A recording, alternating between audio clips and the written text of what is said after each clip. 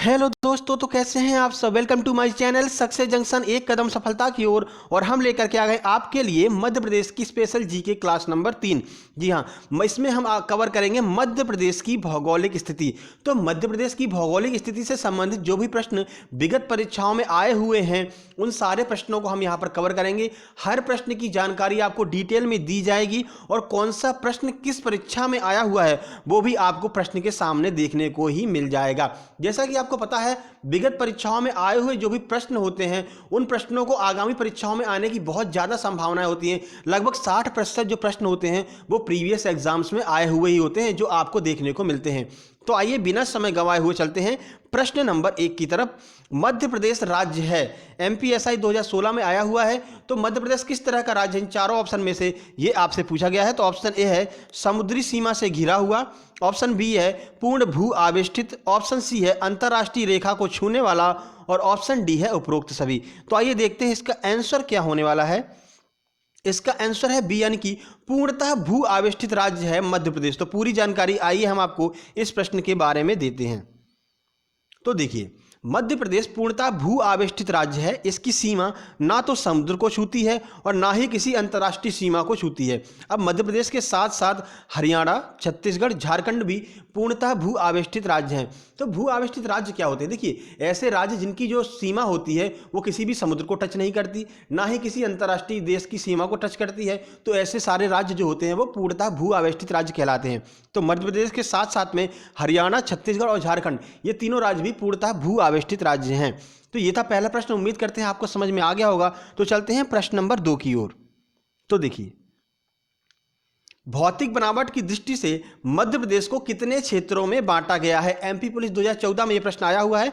Option A है 5, option B है 7, option 3 है 9 और ऑप्शन डी है इसका 11। देखिए, इसका आंसर है बी, यानी कि 7 प्राकृतिक क्षेत्रों में या भौतिक क्षेत्रों में बांटा गया है। तो देखिए, विभाजन के पूर्व कुछ और था। देखिए, विभाजन के पूर्व मध्य प्रदेश 9 प्राकृतिक भागों में बटा था, लेकिन विभाजन के बाद क्या हुआ, 7 प्राकृतिक भागों में विभाजित हो गया। देखिए, 1 नवंबर 2000 से पहले छत्तीसगढ़ भी मध्य प्रदेश का पार्ट था। तो 2 जो प्राकृतिक विभाग थे वो अब छत्तीसगढ़ के पास में चले गए हैं। तो अब मध्य प्रदेश के पास 7 भौतिक विभाजन रह गए हैं। वो 7 कौन कौन से, आइए देखते हैं। तो मध्य भारत का पठार, बुंदेलखंड का पठार, मालवा का पठार, रीवा पन्ना का पठार, नर्मदा सोन घाटी और सतपुड़ा मैकल श्रेणी। तो ये 7 जो भौतिक विभाजन हैं, ये मध्य प्रदेश के अब 7 भौतिक विभाजन बचे हुए हैं विभाजन के बाद। बघेलखंड का पठार भी इसमें ही शामिल है। प्रश्न नंबर 3 की ओर चलते हैं। तो देखिए, प्रश्न नंबर 3 है, मध्य प्रदेश के किस जिले में धारवाड़ सैल समूह को सौंसर सीरीज के नाम से जाना जाता है? एमपीएसआई में आया हुआ है। तो ऑप्शन ए है बैतूल, ऑप्शन बी है छिंदवाड़ा, ऑप्शन सी है बालाघाट। आइए इसका ऑप्शन नंबर डी और इसका आंसर भी देख लेते हैं। तो देखिए, इसका ऑप्शन नंबर डी है शहडोल। तो इसका आंसर है बी, धारवाड़ सैल समूह मुख्यतः दक्षिणी मध्य प्रदेश यानी नीचे की ओर पाया जाता है। इस समूह को प्रदेश के छिंदवाड़ा जिले में सौंसर सीरीज के नाम से जाना जाता है, जिसमें मैग्नीज के निक्षेप मिलते हैं। यानी जो सौंसर सीरीज है या फिर धारवाड़ सैल समूह है, उसमें मैग्नीज अधिक मात्रा में पाया जाता है। तभी तो बालाघाट की तरफ चले जाइए तो ये सारे क्या है, मैग्नीज के अधिक मतलब अधिकता वाले क्षेत्र पाए जाते हैं। ठीक है, और छिंदवाड़ा में जो है सौंसर सीरीज के नाम से जाना जाता है। प्रश्न नंबर 4 की ओर चलते हैं। तो देखिए, प्रश्न नंबर 4 है, पन्ना की प्रसिद्ध हीरे की खान निम्नलिखित में से किस सीरीज के अंतर्गत आती है? ऑप्शन ए है बिजावर सीरीज, ऑप्शन बी है ग्वालियर सीरीज, ऑप्शन सी है सौंसर सीरीज और ऑप्शन डी है सकौली सीरीज। तो किस सीरीज में आती है? तो सौंसर सीरीज तो आपकी हट ही गई, क्योंकि जो सौंसर सीरीज है वो बिल्कुल नीचे पाई जाती है दक्षिणी भाग में, और पन्ना कहाँ है, ऊपर की ओर है। तो सौंसर सीरीज आपकी हट गई। आइए इसका आंसर देख लेते हैं। तो देखिए, इसका आंसर है ए, आइए, यानी कि बिजावर सीरीज के अंतर्गत आती है पन्ना की जो खान और चट्टान है हीरा वाली। तो देखिए, निचले कुडप्पा सैल समूह की ऊपरी तहें जो हैं वो बिजावर सीरीज के अंतर्गत आती हैं। इस समूह की चट्टानें बिजावर, पन्ना तथा ग्वालियर के निकट मिलती हैं। अब हुआ क्या था, इनमें हुए ज्वालामुखी विभेद से हीरे मिलते हैं, इसी के अंतर्गत पन्ना की खान आती है। तो पन्ना की खान किस में है? बिजावर सीरीज में है। आपसे आगामी परीक्षाओं में प्रश्न पूछा जाता है। देखिए, एमपी के प्रश्न जो हैं बहुत ही ज़्यादा महत्वपूर्ण है मध्य प्रदेश के एग्जाम्स के लिए। कम से कम आपको अगर एमपीएसआई की बात करते हैं तो लगभग 15 प्रश्न आपको एमपी के मिलने वाले हैं। ठीक है, एमपी पुलिस की बात करते हैं तो 10 से 12 प्रश्न एमपी पुलिस में मध्य प्रदेश के ही स्पेशली आते हैं। प्रश्न नंबर 5 की ओर चलते हैं।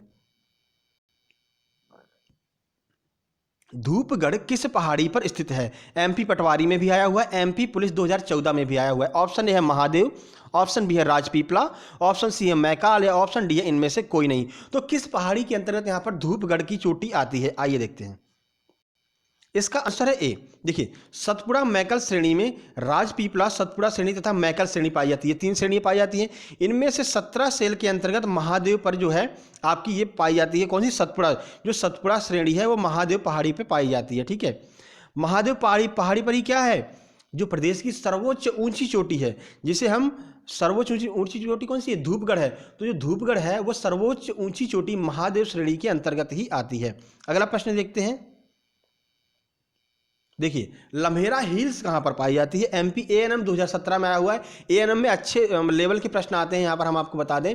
और साइंस जो है वो एएनएम में ही बहुत अच्छे लेवल की आती है। तो हमने जो अपनी साइंस की प्लेलिस्ट बनाई हुई है उसमें एएनएम के काफ़ी अच्छे प्रश्न हैं। तो आपको अगर एमपी का एग्जाम देना है और साइंस कवर करना है तो एक बार उस प्लेलिस्ट को जाकर के जरूर देख लीजिए। लगभग 12 से 13 वीडियो होंगे उसमें।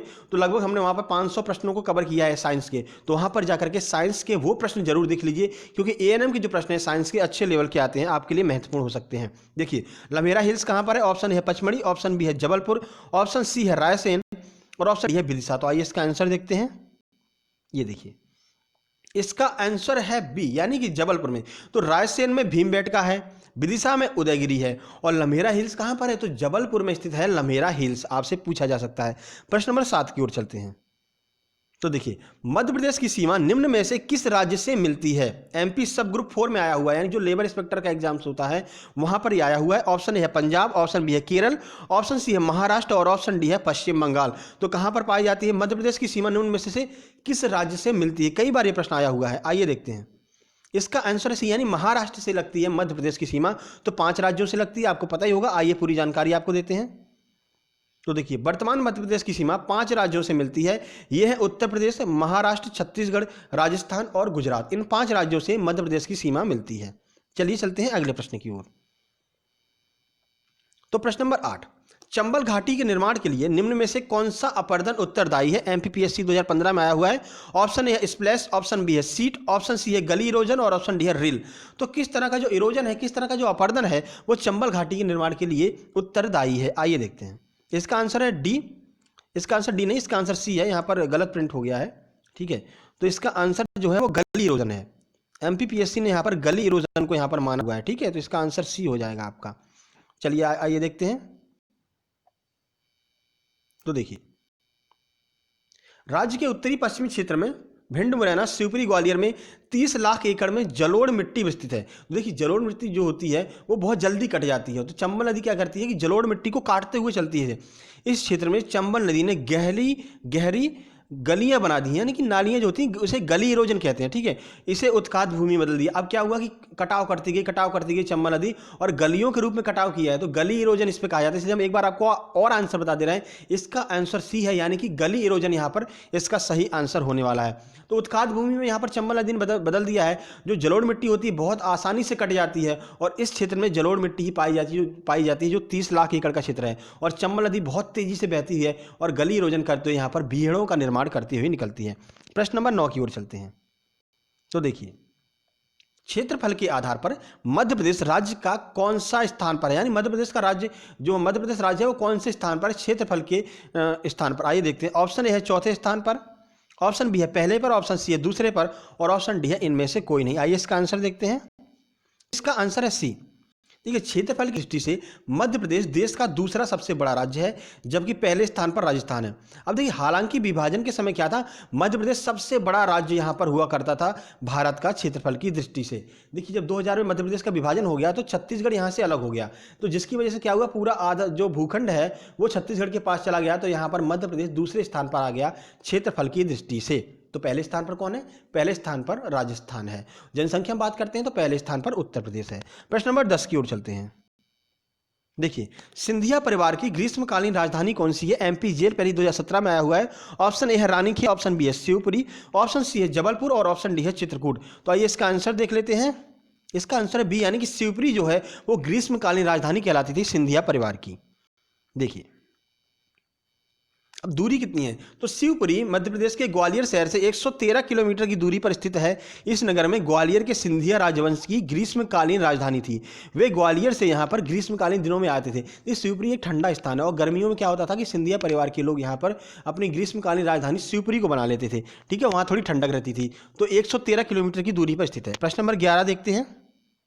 देखिए, कौन सा शहर मध्य प्रदेश के वाणिज्यिक राजधानी के रूप में जाना जाता है, यानी इकोनॉमिकल कैपिटल किसे कहते हैं। एमपीएसआई में आया हुआ है। ऑप्शन ए है भोपाल, ऑप्शन बी है इंदौर, ऑप्शन सी है जबलपुर और ऑप्शन डी है ग्वालियर। तो आइए इसका आंसर देखते हैं। तो इसका आंसर है बी, इंदौर। मध्य प्रदेश का इंदौर शहर प्रदेश का सबसे बड़ा शहर होने के साथ साथ इसे प्रदेश की वाणिज्यिक राजधानी होने का भी गौरव प्राप्त है।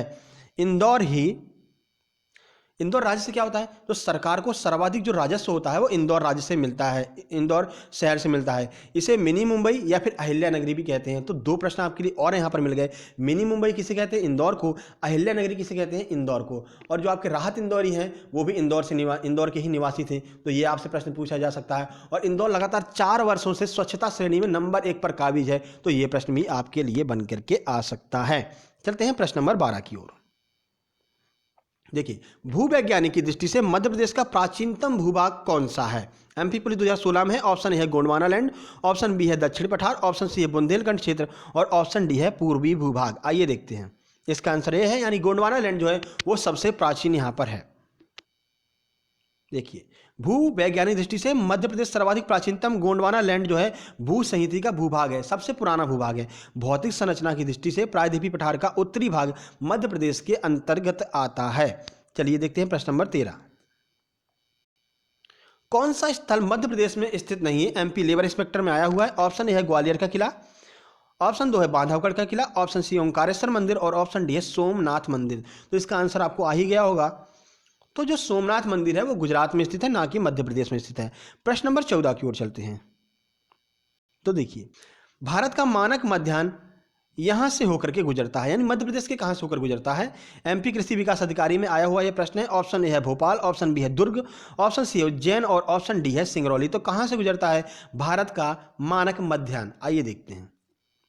इसका आंसर है डी, यानी सिंगरौली से होकर के गुजरता है। आइए पूरी जानकारी आपको देते हैं इस प्रश्न से संबंधित। तो देखिए, भारत की मध्याह्न रेखा जो है, जो मध्याह्न समय है भारत का, वो प्रयागराज के नैनी में स्थित है। ये तो आपको पता ही होगा। अब इस स्थिति के अनुसार भारत की मध्याह्न रेखा प्रदेश के एकमात्र सिंगरौली से होकर के गुजरती है। तो जैसे पहले इलाहाबाद कहते थे, इलाहाबाद का जो नैनी है वहाँ से जो है भारत का मध्याह्न जो है मानक समय यहाँ पर लिया गया है 82.5 डिग्री पर। तो वहाँ से आप अगर निशान लगाएंगे तो सिंगरौली से ही होकर के यहाँ पर गुजरेगी जो भारत की मध्याह्न रेखा है। आइए चलते हैं अगले प्रश्न की ओर। तो प्रश्न नंबर 15, जिसके नाम का मतलब मोर की जगह है, मध्य प्रदेश में कौन सा जिला ऐसा है। एमपी पुलिस 2016 में आया हुआ है। ऑप्शन ए है रतलाम, ऑप्शन बी है मुरैना, ऑप्शन सी है रीवा और ऑप्शन डी है धार। तो कौन सी ऐसी जगह है जिसका मतलब होता है मोरों की जगह, आइए देखते हैं। इसका आंसर है बी, यानी कि जो मुरैना जिला है इसे मोरों की जगह के नाम से जाना जाता है। देखिए, मध्य प्रदेश की चंबल घाटी का प्रमुख जिला मुरैना का जो प्राचीन नाम है उसे मयूरवन भी कहा जाता है, जो कि महाभारत काल के समय बहुत ही ज़्यादा प्रसिद्ध था। कहा जाता है यहाँ मोर पक्षी की बहुतायत के कारण यहाँ पर मुरैना नाम पड़ा है। और स्थानीय निवासियों की बात करें तो यहाँ पर उन्होंने कहा था कि जो है मुर नाम का एक राक्षस भी रहता था, जिसकी वजह से इसका नाम मुरैना पड़ा हुआ है। लेकिन जो व्यापम है, जो MPPSC ने, उन्होंने इसको माना है कि मोरों की अधिकायत के कारण इसका नाम मुरैना पड़ा हुआ है। प्रश्न नंबर 16 की ओर चलते हैं। तो देखिए, देश के क्षेत्र का लगभग कितना प्रतिशत भाग मध्य प्रदेश से आच्छादित है, यानी कि यहाँ पर पूछा गया है कि परसेंट में कितना परसेंट जो भाग है मध्य प्रदेश का देश के क्षेत्रफल का कितना प्रतिशत है, ये आपसे पूछा गया। MPSI में आया हुआ है। ऑप्शन ए है 2%, ऑप्शन बी है 5%, ऑप्शन सी है 10% या फिर ऑप्शन डी है 12%। आइए इसका आंसर देखते हैं। तो इसका आंसर है सी, यानी कि 10%। देखिए, मध्य प्रदेश का कुल क्षेत्रफल 30, 82, 52 आप ऐसे याद कर सकते हैं वर्ग किलोमीटर है, जो भारत के कुल क्षेत्रफल 32, 87, 263 वर्ग किलोमीटर का 9.38% है। मध्य प्रदेश क्षेत्रफल की दृष्टि से राजस्थान के बाद दूसरा सबसे बड़ा क्षेत्र है, ये तो हमने आपको बता दिया है। तो लगभग जो 10% भाग है वो भारत का 10% भाग जो है मध्य प्रदेश के द्वारा कवर किया जाता है क्षेत्रफल का। प्रश्न नंबर 17 की ओर चलते हैं। तो देखिए, मध्य प्रदेश में पृथ्वी का केंद्र किस जगह को माना जाता है। एमपी पुलिस में आया हुआ है, बहुत ही महत्वपूर्ण यह प्रश्न है। ऑप्शन ए है नैनी, ऑप्शन बी है मंगलनाथ उज्जैन, ऑप्शन सी है ग्वालियर या फिर ऑप्शन डी है बैतूल। तो कहां पर पृथ्वी का केंद्र माना जाता है मध्य प्रदेश में, आइए देखते हैं इसका आंसर।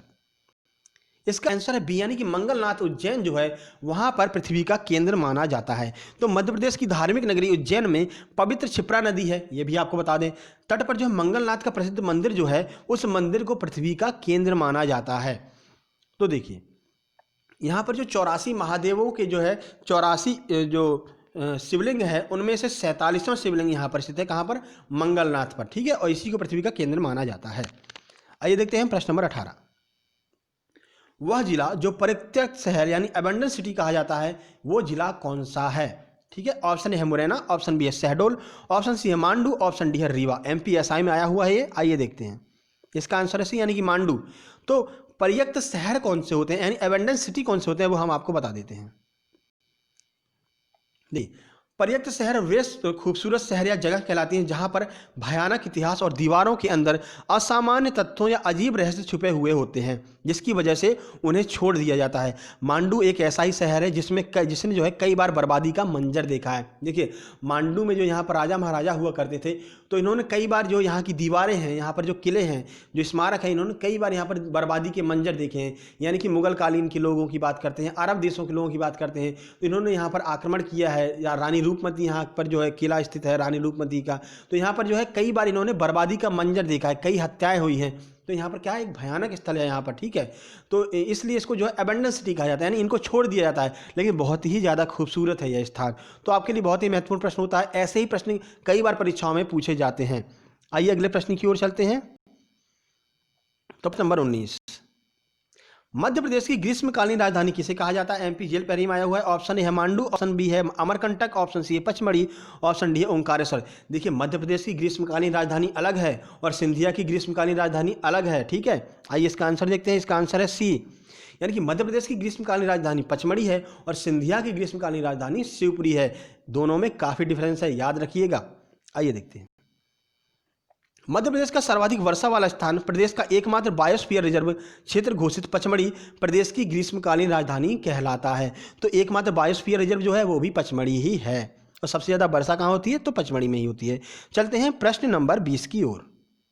तो देखिए मार्बल रॉक निम्नलिखित में से किस शहर के पास स्थित है? ऑप्शन ए है नीमच, ऑप्शन बी है जबलपुर, ऑप्शन सी है ओरछा और ऑप्शन डी है पचमढ़ी। तो इसका आंसर है बी, यानी कि जबलपुर में स्थित है मार्बल रॉक। तो देखिए नर्मदा से 13 किलोमीटर दूर स्थित मध्य प्रदेश का जबलपुर नगर संगमरमर की चट्टानों के लिए पहचाना जाता है। वास्तव में जबलपुर के समीप भेड़ाघाट स्थल भी है, ठीक है, और धुआंधार जलप्रपात है। दो प्रश्न आपके क्लियर हो गए, भेड़ाघाट और धुआंधार, दोनों की दोनों नर्मदा नदी पर स्थित हैं और जबलपुर में स्थित हैं, ठीक है। यहाँ पर संगमरमर की चट्टानों का विशाल समूह है जिन्हें व्यावसायिक तौर पर जबलपुर शहर से प्राप्त किया जाता है। तो ये धुआंधार जो है और जो दूध सागर जलप्रपात है, ये सारे जलप्रपात जो है वो नर्मदा नदी पर स्थित हैं। देखिए नर्मदा नदी जब संगमरमर की चट्टानों से होकर के गुजरती है तो एकदम वाइट हो जाती है, इस वजह से वहाँ पर दूध सागर जलप्रपात का भी निर्माण करती है। आइए देखते हैं। तो ये थे हमारे 20 महत्वपूर्ण प्रश्न। तो ये प्रश्न आपको कैसे लगे जरूर बताइएगा, अपना फीडबैक कमेंट बॉक्स में जरूर दीजिएगा। वीडियो अच्छा लगा हो तो लाइक कर दीजिए, दोस्तों को शेयर कर दीजिए, और आप अगर हमारे चैनल पर पहली बार आए हैं तो चैनल को सब्सक्राइब कर लीजिए। मध्य प्रदेश की आगामी सभी परीक्षाओं के लिए मध्य प्रदेश करंट अफेयर, साथ ही साथ में MPG के आपका हम लेकर के आ गए। सुबह 9 बजे बिल्कुल आपको मिल जाया करेगी। इससे पहले हम 2 या 3 वीडियो करा चुके हैं, एक बार उन वीडियो को जाकर के जरूर देख लीजिए, क्योंकि उनमें भी करंट अफेयर जो है MP की पुरस्कारों की बात करते हैं। जो लेटेस्ट पुरस्कार दिए गए हैं उन सारे पुरस्कारों को हमने वहाँ पर कवर किया है, कितनी राशि दी जाती है, किस क्षेत्र में दिए जाते हैं, सारे पुरस्कारों को हमने वहाँ पर कवर किया है। तो अगर आपने अभी तक वो वीडियो ना देखी हो तो प्लेलिस्ट में जाकर के MP स्पेशल के नाम से एक प्लेलिस्ट बनी होगी, उसमें जाकर के उन वीडियो को भी देख सकते हैं। तो जल्द ही मिलते हैं MP की अगली वीडियो के साथ में, तब तक के लिए नमस्कार।